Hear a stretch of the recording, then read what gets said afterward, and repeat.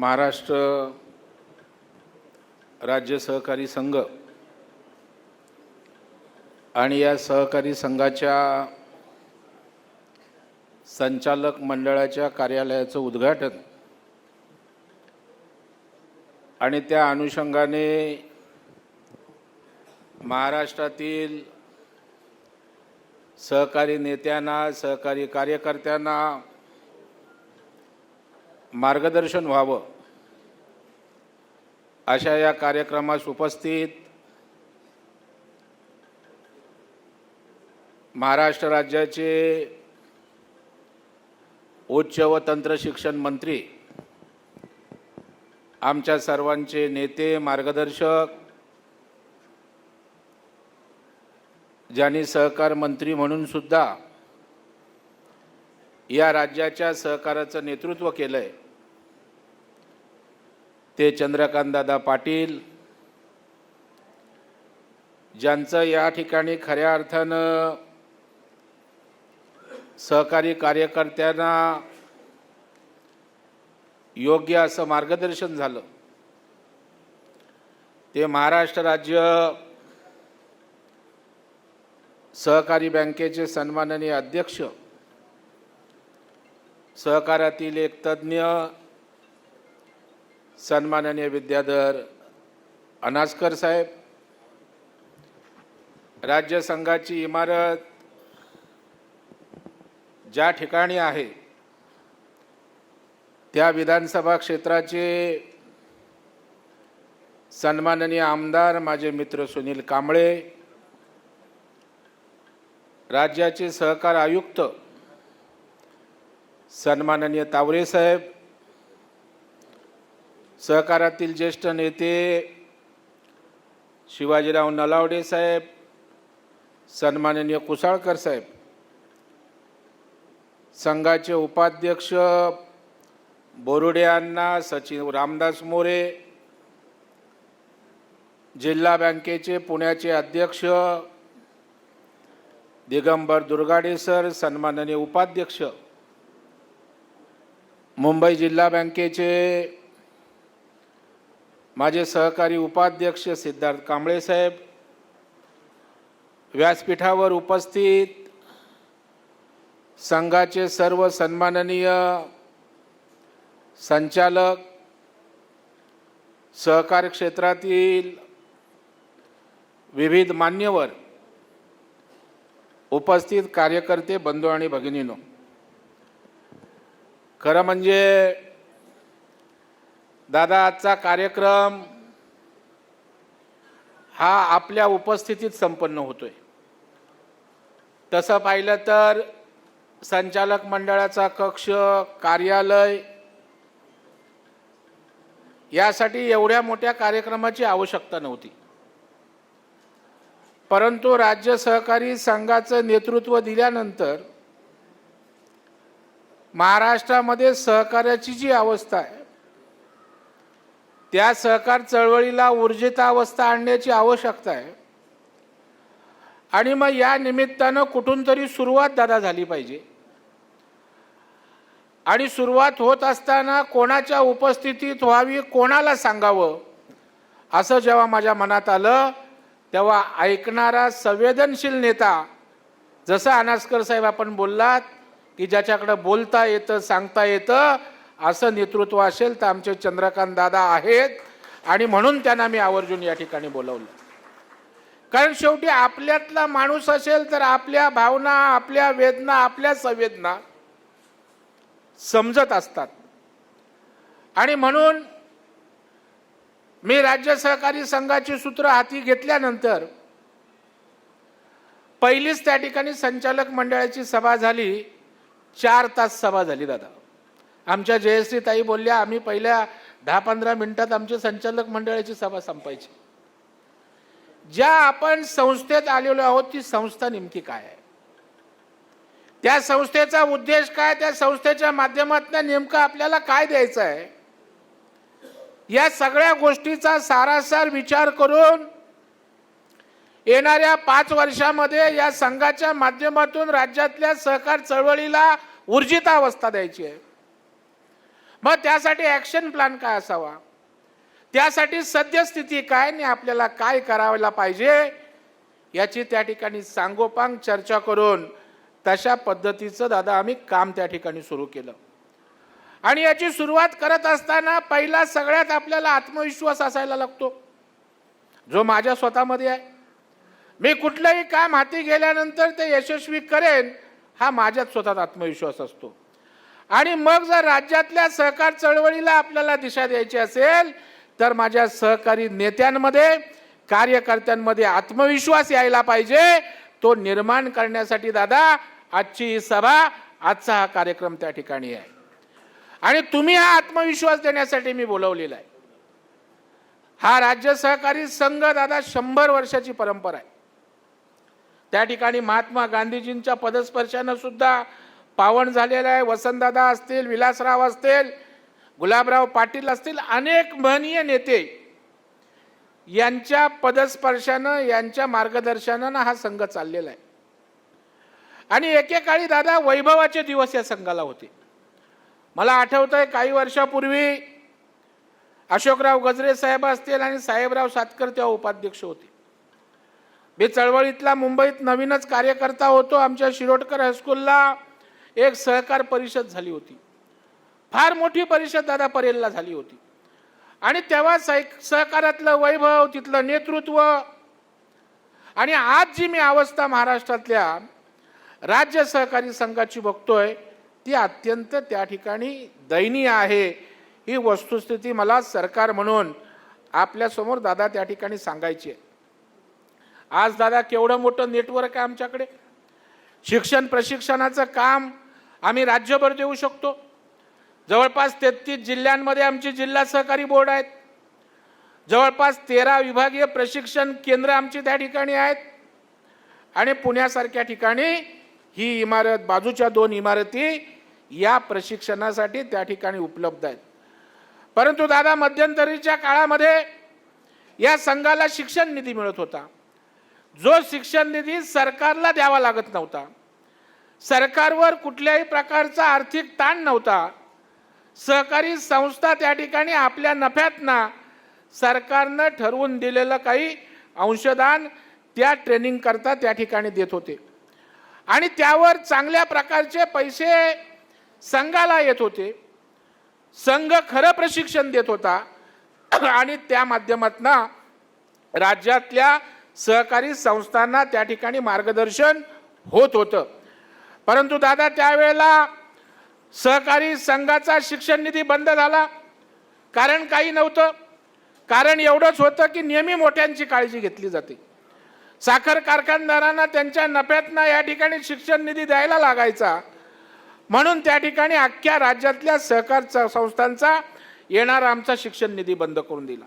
म्हणून दादा आपल्याकडे पहिली माझी मागणी आहे, परवा राज्याच्या सहकार मंत्र्यांनी बैठक घेतली.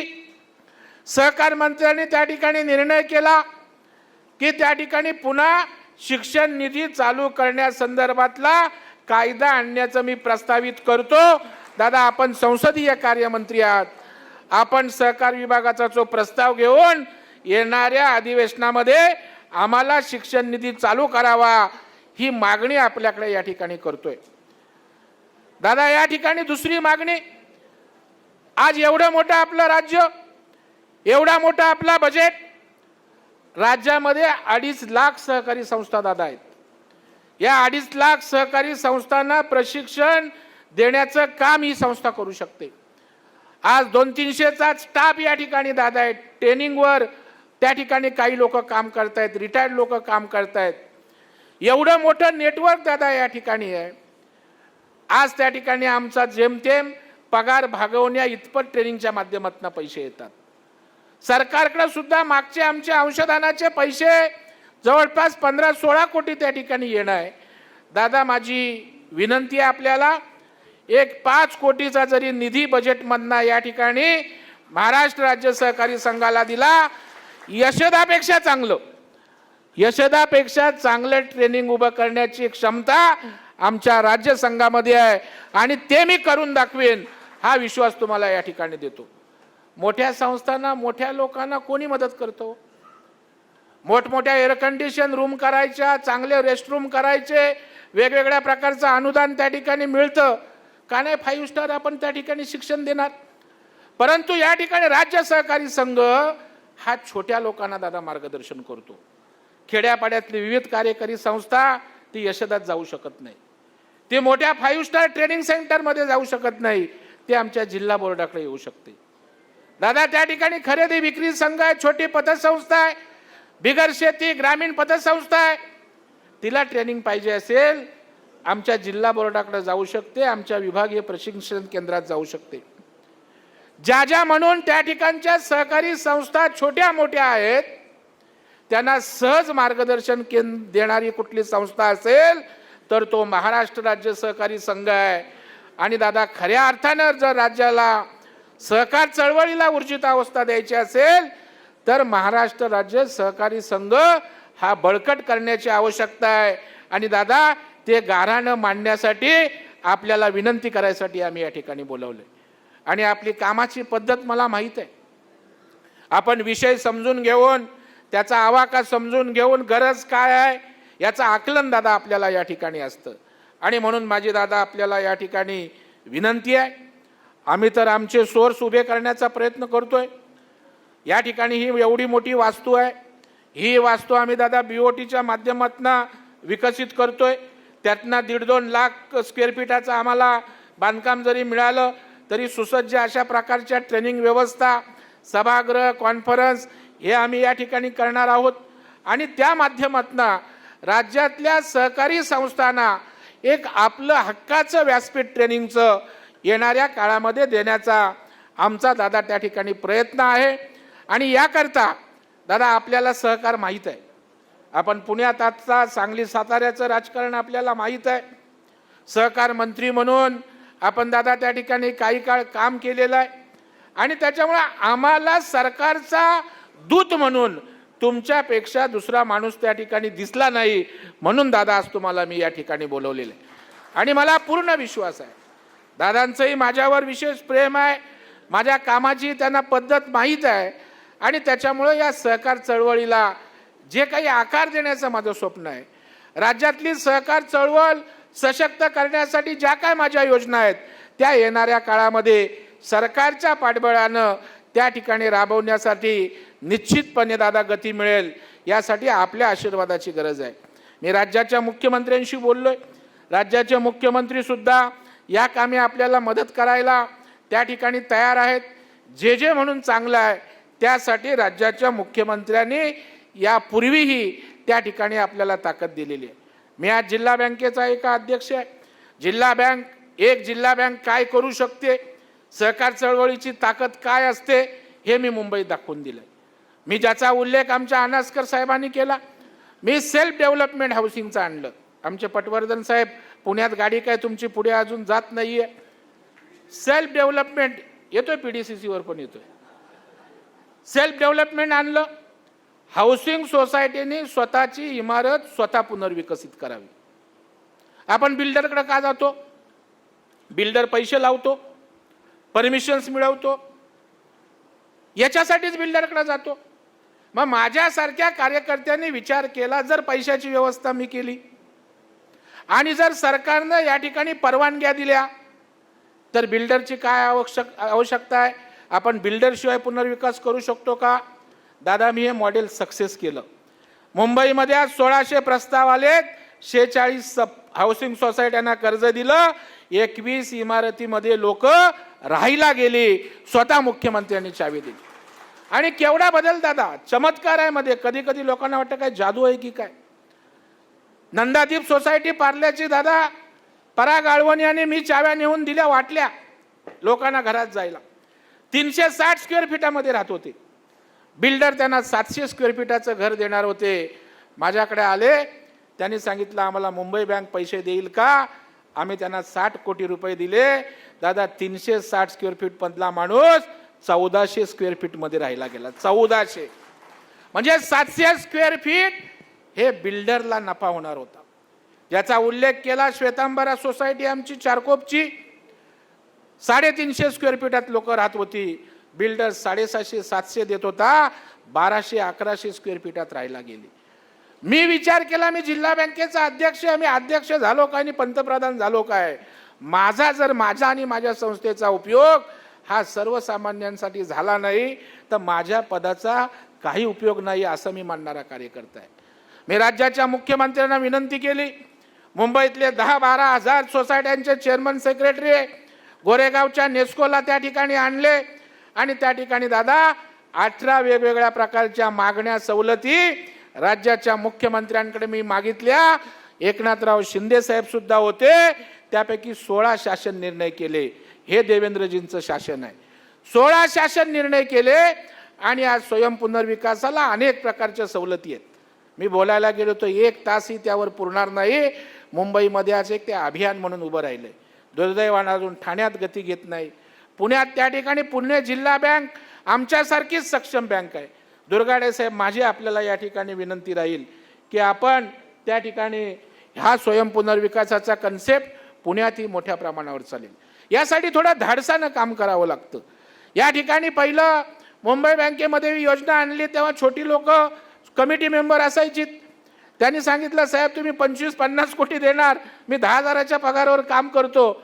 लायबिलिटी कमिटीवर दादा होती, आम्ही कमिटीवरची लायबिलिटी पण काढून टाकली. केवळ जमीन आणि त्यांचा सेलेबल एफएसआय तो मॉर्गेज ठेवून आम्ही त्या ठिकाणी 21 इमारती बांधल्या. दादा 1 नवा रुपया आमचा थकला नाही.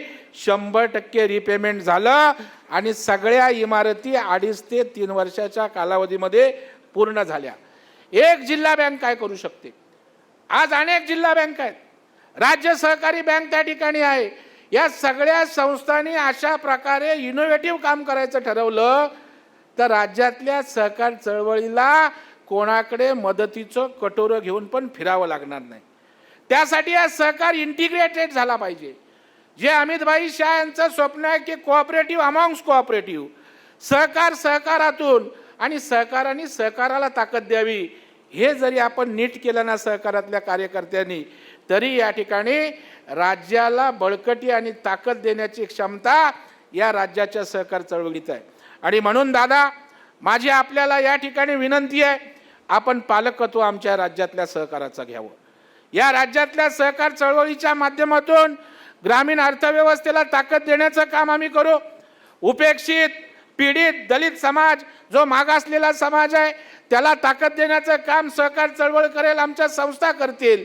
परंतु आमची गाडी जरा पटरीवर आणून तिला धक्का मारण्याची आवश्यकता आहे. आणि दादा ते काम आपण या ठिकाणी करावं ही विनंती या ठिकाणी करतोय. आज माझ्या महिला भगिनी मोठ्या प्रमाणावर आल्यात. महिलांसाठी पण मी योजना आणली. मी हे एवढ्यासाठी सांगतोय, माझ्या मोठेपणासाठी नाही. जर मी एखाद्या संस्थेचं नेतृत्व करतो आणि त्या संस्थेकडे आर्थिक ताकद असेल तर त्या ताकदीचा उपयोग हा लोकांसाठी झाला पाहिजे. नाहीतर मी संस्था 20,000 कोटीची केली, 50,000 कोटीची केली आणि मी नफा 500 कोटीचा 1000 कोटीचा केला आणि जर सर्वसामान्य माणसाला त्याचा उपयोग झाला नाही तर त्या संस्था मोठे करण्याला काही अर्थ आहे असं मी त्या ठिकाणी मानत नाही आणि सहकाराचा तो अर्थही नाही. सहकार हा काय प्रॉफिट मोटिव्ह करणारी संस्था नाही. तिला प्रॉफिट झाला पाहिजे, संस्था ताकदवान असली पाहिजे, परंतु त्या संस्थेनं सामाजिक दायित्व त्या ठिकाणी जपलं पाहिजे आणि ते काम आपण सगळ्यांनी केलं पाहिजे येणाऱ्या काळात आणि ते करावं अशी अपेक्षा या ठिकाणी व्यक्त करतो. महिलांच्या बाबतीत दादा शेवटचा मुद्दा सांगतो की लाडक्या बहिणींना आपण 1,500 रुपये सरकारने दिले. माझ्यासारख्या त्या ठिकाणी कार्यकर्त्यांनी विचार केला की माननीय मुख्यमंत्री महोदयांची इच्छा आहे की या महिलांचं पैसे त्या ठिकाणी आपल्या राज्याच्या इकॉनॉमीमध्ये आले पाहिजेत. मी विचार केला की या महिलांना आपण 1 लाखापर्यंत बिनव्याजी कर्ज देऊया. मी मुख्यमंत्र्यांकडे गेलो, मुख्यमंत्र्यांना सांगितलं की साहेब लाडक्या बहिणींना 1,500 रुपये आपण त्या ठिकाणी देतो, परंतु 1,500 रुपये त्यांचे खर्च करून जातात. कधी सणावारीला जातात, कधी मुलांच्या शिक्षणासाठी जातात, कधी औषधं आणण्यात त्या ठिकाणी जातात. परंतु यांना जर आपण छोटे छोटे व्यवसाय करून दिले आणि त्या व्यवसायासाठी पैसे उपलब्ध करून दिले तर त्यांचे पैसे अर्थव्यवस्थेत येतील. मला बोललं काय केलं पाहिजे? मी बोललो त्यांना 0% व्याजदराने पैसे देतो. मुख्यमंत्री तुला काय बँक बुडवायची आहे का? मी बोललो दादा, बोललो बँक बुडवायची नाही आहे, सरकार तुमचं इंटरेस्टचा परतावा देणाऱ्या योजना आहेत तुमची MTDCची आई नावाची योजना आहे, 3 महामंडळं 12% इंटरेस्टचा परतावा देतात. मी बोललो साहेब या 4ही महामंडळांना बोलवा आणि मुंबई जिल्हा बँकेबरोबर MOU करा की जसे आमचे LY जनरेट होतील महिलांचे तसे पैसे द्या. राज्याच्या मुख्यमंत्र्यांनी तात्काळ बैठक लावली आणि मोजून 2 मिनिटात सगळ्या अधिकाऱ्यांना सांगितलं काय अडचण आहे का. तर अधिकारी म्हटले साहेब आमच्याकडे पैसे तर पडून आहेत. MTDCचे पाटील नावाचे दादा MD होते, बोलले साहेब आमच्याकडे 19 कोटी रुपये आई नावाच्या योजनेतनं पडून आहेत, राज्यातनं फक्त 2 प्रकरणं आलेत. म्हणजे पैसे सरकार देत आहे, परंतु एक तर महिलांना माहीत नाही, लोकांना माहीत नाही. मी लगेच त्या ठिकाणी अशा प्रकारचा MOU केला. दादा जवळपास 1200 महिलांना मुंबई जिल्हा बँकेनं 1 लाख रुपये दिले. आज त्यांचे व्यवसाय सुरू झालेत. मी एक कक्ष उभा केला 20 मुलांचा, ते LY जनरेट करतात आणि महिला भगिनींची रांग असते. आज मुंबई झोपडपट्ट्यात मध्यमवर्गीय वसाहतीमध्ये छोटे छोटे व्यवसाय त्या ठिकाणी सुरू आहेत. हे काम आपल्याला केलं पाहिजे. माझी पुणे जिल्हा बँकेकडून अपेक्षा आहे की आपली एक चांगली भक्कम बँक आहे. या सगळ्या योजना ज्या सर्वसामान्यांच्या हिताच्या आहेत त्या राबवल्या गेल्या पाहिजेत. कारण केवळ एक मुंबई जिल्हा बँकेने करून चालणार नाही, हे राज्यभर त्या ठिकाणी होण्याची आवश्यकता आहे आणि ते होईल अशा प्रकारची अपेक्षा व्यक्त करतो. दादा या ठिकाणी राज्यात ट्रेनिंग देणाऱ्या अनेक संस्था झाल्यात 16-17. परवा आम्ही सहकार मंत्र्यांकडे बैठक घेतली. बोललो एखादी संस्था आहे तिच्याकडे कुठली मशिनरी नाही, स्टाफ नाही, परंतु त्याला ट्रेनिंगसाठी तुम्ही अधिसूचित केले. का केलंय? तर तो थप्पे मारून देतो, सही करतो आणि ऑडिटला त्या ठिकाणी लावतो. ज्याच्याकडे यंत्रणा नाही, ज्याच्याकडे स्टाफ नाही, त्याला तुम्ही अधिसूचित करताय. आणि जी खरी राज्याची ज्या उद्देशाने संस्था आहे राज्य सहकारी संघ, त्याला तुम्ही त्या ठिकाणी ट्रेनिंगचं काम देत नाही. मी त्या ठिकाणी विनंती केली, आयुक्त साहेब पण आमच्या त्या बैठकीला होते, की तुम्ही राज्य संघाच्या खाली ह्या सगळ्या 17 बँक हे द्या. तुमच्या ट्रेनिंग ज्या संस्था आहेत राज्यातल्या त्या अंडर आमच्या अमरेलला खाली द्या. आम्ही त्यांना त्या ठिकाणच्या आमचे उपसंस्था म्हणून त्या ठिकाणी काम देऊ, जेणेकरून राज्य संघाच्या नेतृत्वाखाली हे शिक्षण प्रशिक्षणाचं काम अत्यंत उत्तम पद्धतीनं त्या ठिकाणी होईल. आणि त्यामुळे अशा प्रकारची ट्रेनिंग सेंटर्स दादा चालू करतोय. दादा आपण तंत्र शिक्षण मंत्री आहात, अनेक विद्यापीठ आपण विधेयक आणता आम्ही बघत असतो. आपलं हे सहकार विद्यापीठ आपण झालं पाहिजे. केंद्रानं त्या ठिकाणी त्रिभुवन विद्यापीठ केलेलं आहे, परंतु महाराष्ट्रामध्ये आपल्या राज्य सहकारी संघाला एक वैभवशाली इतिहास आहे. आपल्याकडे यंत्रणा आहे, आपल्याकडं अनास्करांसारखे तज्ज्ञ लोक आपल्याकडे त्या ठिकाणी आहेत. त्यांनी सांगितलं कविता पाहिजे, त्यांनी सांगितलं गीत पाहिजे. आपण चांगले अभ्यासक्रम दादा त्या ठिकाणी आपण चांगले निर्माण करू. या सहकार चळवळीला येणाऱ्या बदलत्या डिजिटलायझेशनला सामोरं जाण्यासाठी काय पाहिजे ते आपण अभ्यासक्रमात आणू. त्यासाठी आपण या महाराष्ट्र राज्य सहकारी संघाला त्या ठिकाणी सहकार विद्यापीठ म्हणून त्या ठिकाणी जर आपण केलं तर राज्य संघाच्या नेतृत्वाखाली आपण या ठिकाणी चांगल्या प्रकारचं दर्जेदार प्रशिक्षण या ठिकाणी आपण देऊ शकू, अशा प्रकारचा विश्वास या ठिकाणी व्यक्त करतो. अनेक राज्यातनं सहकारातली लोक आलेली आहेत. माझा खास आग्रह होता आमच्या कार्यालयाला की राज्यातल्या सहकार चळवळीतले कार्यकर्ते आले पाहिजे, जिल्हा बोर्डांमधनं लोक आली पाहिजे. कारण जिल्हा बोर्ड चालवताना त्यांना अडचणी आहेत, त्यांच्याकडे दादा कर्मचारी नाहीत, काही ठिकाणी जागा आहेत त्या जागाचा मेंटेनन्स त्या ठिकाणी निघत नाही. आणि अशा वेळेला या कार्यक्रमात या, आम्ही तुम्हाला बळ द्यायला तयार आहोत, आम्ही तुम्हाला आत्मविश्वास द्यायला तयार आहोत, या भावनेतनं दादा या साऱ्या सहकारी कार्यकर्त्यांना आपण या ठिकाणी बोलवलंय. आपलं मार्गदर्शन हे आम्हाला लाख मोलाचं असणार आहे. आणि दादा आपण ठरवलं, मुख्यमंत्र्यांशी त्या ठिकाणी आपण बोललात, मी आपल्या सोबत आहे. या राज्यातल्या सहकार चळवळीला ऊर्जितावस्था आणण्यासाठी या ठिकाणी मोलाचं योगदान दादा आपल्या माध्यमातून व्हावं ही नम्र विनंती राज्यातल्या सहकार चळवळीच्या माध्यमातून मी आपल्याला या ठिकाणी करतो. आणि आपण या ठिकाणी आलात, वेळ काढलात, या ठिकाणी त्याबद्दल आपले आभार व्यक्त करतो.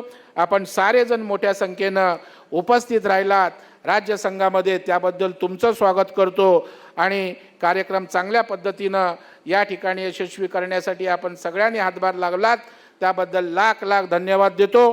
जय हिंद, जय महाराष्ट्र, जय सहकार.